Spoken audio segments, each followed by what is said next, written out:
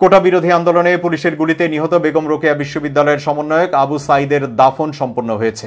বুধবার সকাল ৯টায় রংপুরে পীরগঞ্জ উপজেলার মদনখালী ইউনিয়নের বাবনপুর গ্রামের পারিবারিক কবরস্থানে দাফন করা হয় তাকে।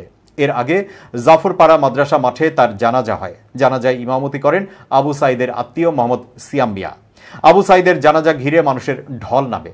সকাল থেকে অনেকে জানাজায় অংশ নিতে জাফরপাড়া মাদ্রাসা প্রাঙ্গণে উপস্থিত হন। এর আগে মঙ্গলবার রাত ২টার দিকে আবু সাঈদের মরদেহ গ্রামের বাড়িতে এসে পৌঁছায়। মরদেহ পৌঁছালে সেখানে এক হৃদয় বিদারক দৃশ্যের অবতারণা হয়। ছেলের মরদেহ দেখে বাবা মকবুল হোসেন ও মা মনোয়ারা বেগম বারবার মূর্ছা যান।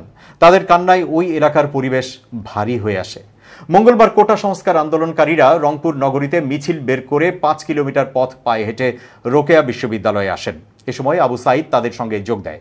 এরপর ছাত্রলীগ ও পুলিশের সঙ্গে তাদের সংঘর্ষ হয়। পুলিশ শতাধিক রাউন্ড গুলি ও রাবার বুলেট নিক্ষেপ করে আন্দোলনকারীদের হটিয়ে দেওয়ার চেষ্টা করে, কিন্তু আবু সাঈদ একাই অবিচল দাঁড়িয়ে মোকাবেলার চেষ্টা করেন। পুলিশের সামনে বুক উঁচিয়ে দেয়। পুলিশ তাকে লক্ষ্য করে গুলি করলে গুলিবিদ্ধ হয়ে মাটিতে লুটিয়ে পড়েন সাঈদ।